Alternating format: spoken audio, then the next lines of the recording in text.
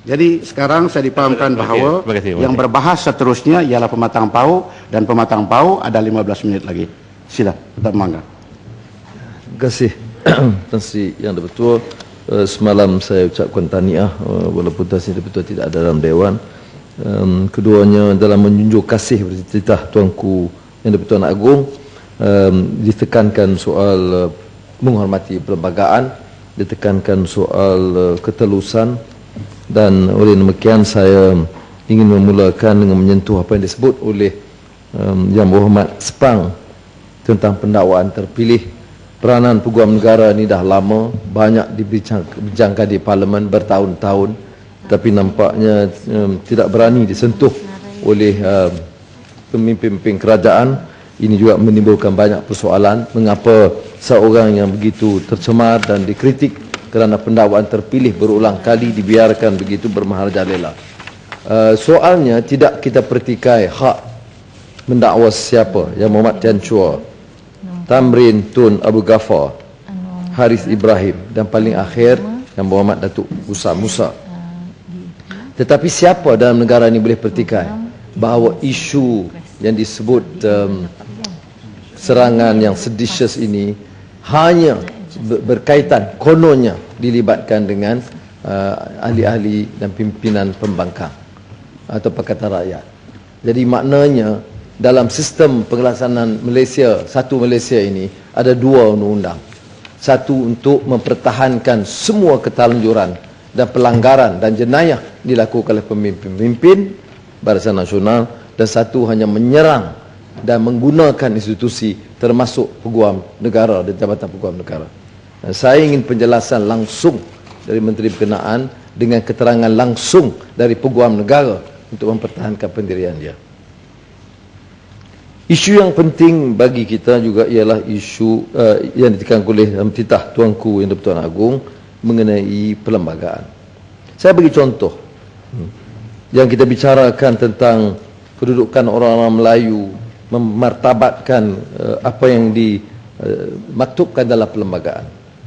Mengapa mutu penguasaan bahasa kebangsaan tidak ditingkatkan sewajar dengan kedudukannya sebagai bahasa kebangsaan dan bahasa rasmi?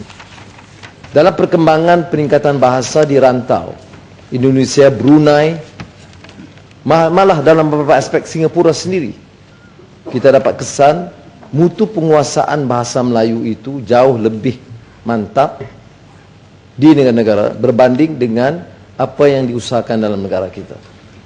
Media rasmi kerajaan, program-program rasmi kerajaan, program-program latihan khusus untuk mengangkat martabat dan perluasan penggunaan bahasa itu tidak dilakukan. Dan ini bukan masalah Cina, bukan masalah DAP, bukan masalah pembangkang. Ini isu yang dipersetujui oleh semua. Hanya dijadikan laungan modal politik murahan, tetapi tidak ada tindakan yang berkesan. Oleh demikian saya menggesa kerajaan supaya lebih telus dan ikhlas dalam melaksanakan program memartabatkan bahasa dan mengangkatnya sewajar sebagai suatu bahasa yang bahasa ilmu dan bahasa budaya. Sama dalam keadaan dalam memartabatkan kedudukan Islam sebagai agama persekutuan. Siapa yang pertikaikan kedudukan Islam sebagai agama persekutuan? Siapa yang mengatakan bahawa negara ini akan jadi negara Kristian yang diserang Ketua Menteri dari Kerajaan Pulau Pinang umpamanya? Ini hanya menjadi satu laungan dan propaganda politik murahan, tetapi dalam masa yang sama pelanggaran hukum dan pencemaran agama, fitnah dan lain-lain diteruskan. Jadi tidak konsisten. Saya fikir elok kerana ini disebut tentang dalam selain daripada titah Tuanku tentang perlembagaan, Perdana Menteri menyebut tentang soal maqasid syariah. Maqasid itu harus dijelaskan bahawa maqasid itu bermakna mempertahankan kemurnian agama, maruah manusia, mempertahankan prinsip keadilan kemurnian hukum. Kalau kita bicarakan soal maqasid syariah dan tidak umpamanya membiarkan pelanggaran dan kemaksiatan termasuk penyebaran arak dan perjudian seperti yang berlaku sekarang, maka maqasid itu hanya menjadi slogan yang tidak memberikan kesan dan makna. Kita bicarakan soal kepentingan Melayu dari segi ekonomi, dan saya dapat kesan sepanjang kempen PRU, rakan-rakan terutama pimpinan UMNO dan NGO yang mereka pelihara menyerang kita sebagai mengkhianati amanah Melayu. Saya nak bagi contoh. Apa berlaku selepas PRU? Ada 3 keputusan penting yang dibuat oleh pemimpin Melayu setelah mendapat kononnya mandat Melayu yang saya masih pertikai.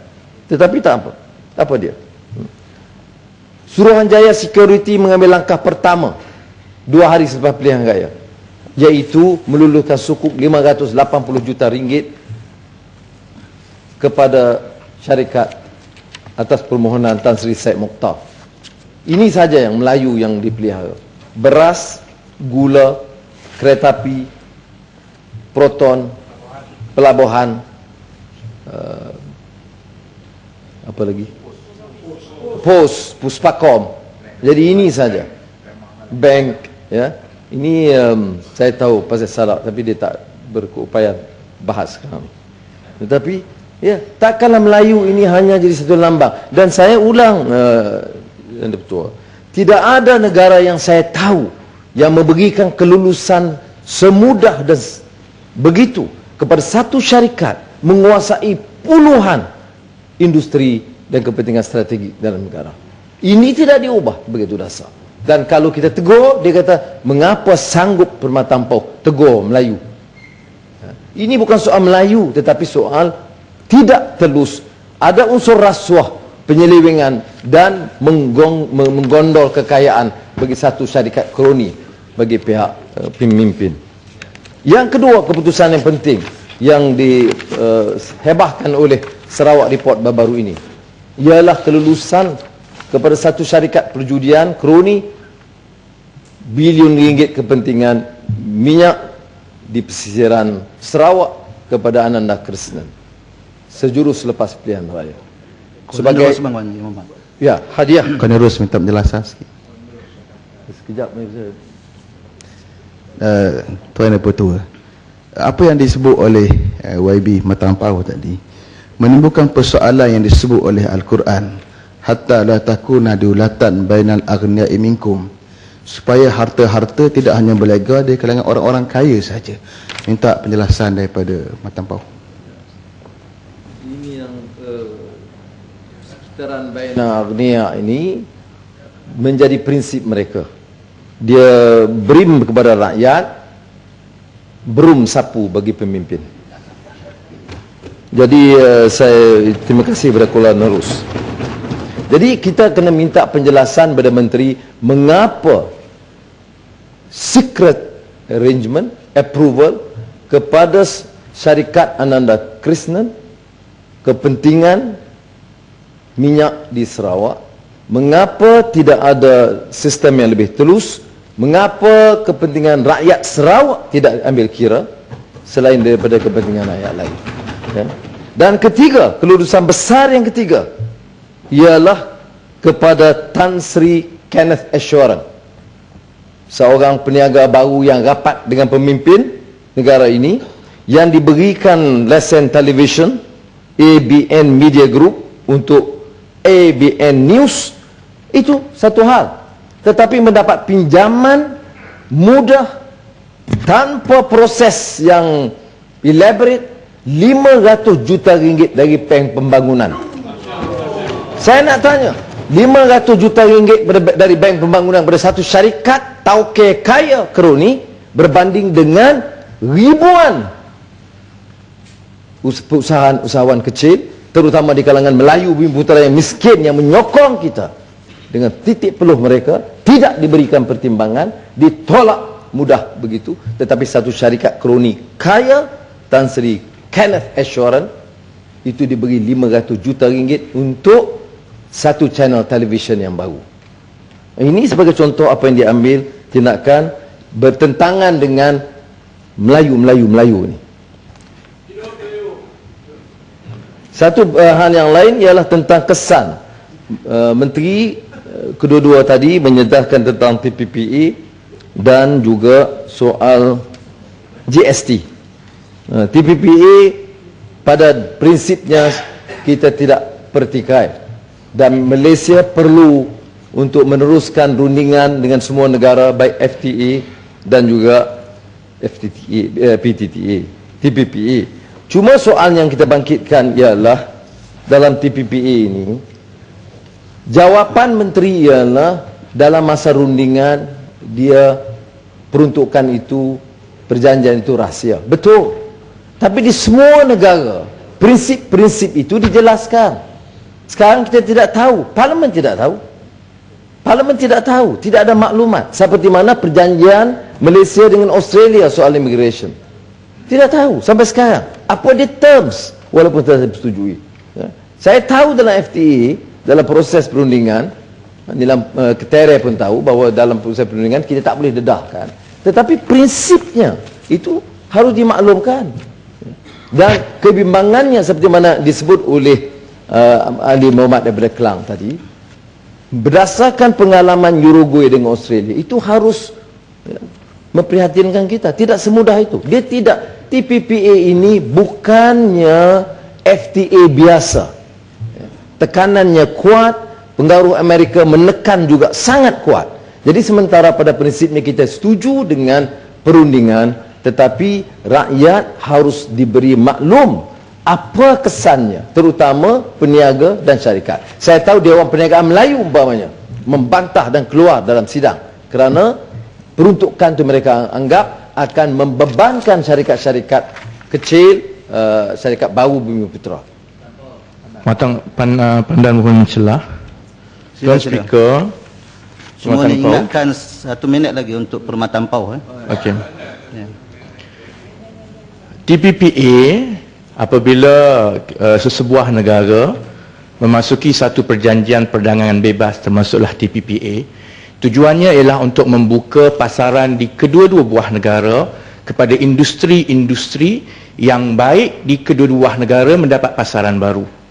Bersetujukah pematang pauh jika saya katakan bahawa apabila TPPA ini dilaksanakan oleh kerana nilai dagangan kita adalah kepada negara-negara seperti Singapura dan China lebih banyak daripada pasaran-pasaran yang ada dalam negara TPPA ini, akhirnya hanya syarikat-syarikat kroni besar sahaja yang akan mendapat manfaat daripada TPPA ini, sedangkan peniaga dan usahawan biasa akan terus terpinggir.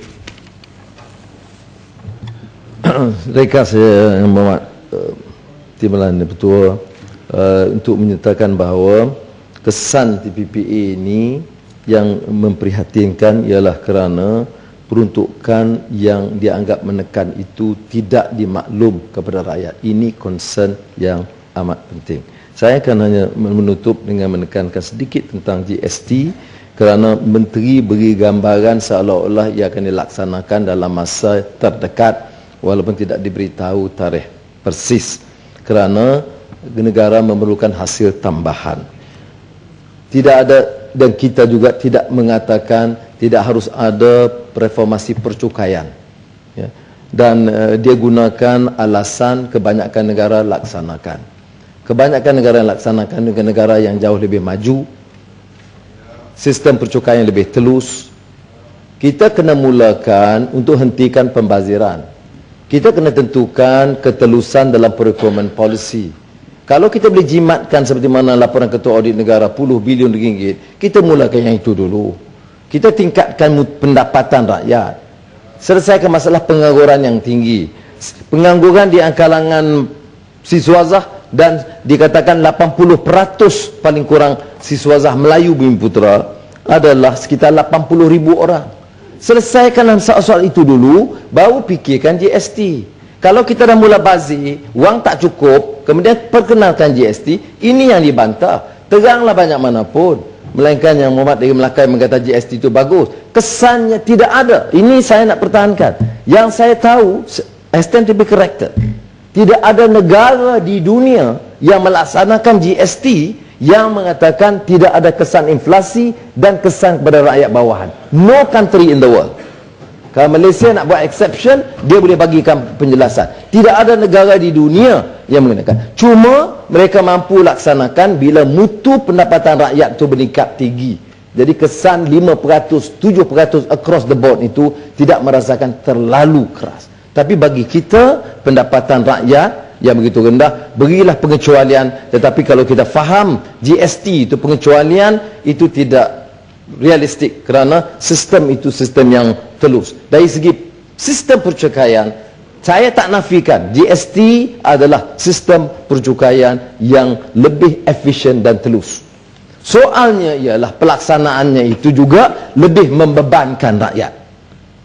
Efisiensi ini adalah untuk cukai orang kaya dulu, bukan efisien mengenakan cukai bagi rakyat pendapatan rendah. Dan berkaitan dengan begitu, sebagai contoh umpamanya, sebagai hadiah selepas PRU, berbeza dengan sebelum PRU, termasuk bagi rakyat Kuala Kerau, minta maaf, Kuala, iaitu barang dan perkhidmatan. Ya, ini contoh. Walaupun disebut nama Kuala Kerau, tapi tak akan diberikan masa tambahan. Ya, dah. Dah 1 minit saya terima. Tuan Speaker, peraturan mesyuarat. Mengenai isu masa tambahan bagi yang berhormat Permatang Pau, saya ingin membawa kepada perhatian Tuan Speaker, 35(7) memang menyatakan bahawa Tuan Yang di-Pertua boleh menghadkan masa bagi ahli-ahli bercakap. Tetapi Tuan Speaker, ini tidak terpakai kepada ketua pembangkang. Itu adalah tradisi Commonwealth. Dan juga dan Tuan Speaker, semalam pun Tuan Speaker telah merujuk kepada Erskine May dan House of Commons.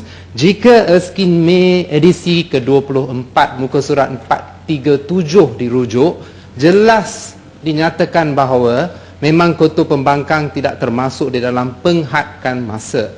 Jadi saya mengesyorkan, mencadangkan supaya Tuan Speaker membenarkan mengikut tradisi Commonwealth dan juga Westminster dan juga Erskine May dan juga 35(7) tidak terpakai. Hanya ahli-ahli, bukan ketua pembangkang. Terima kasih.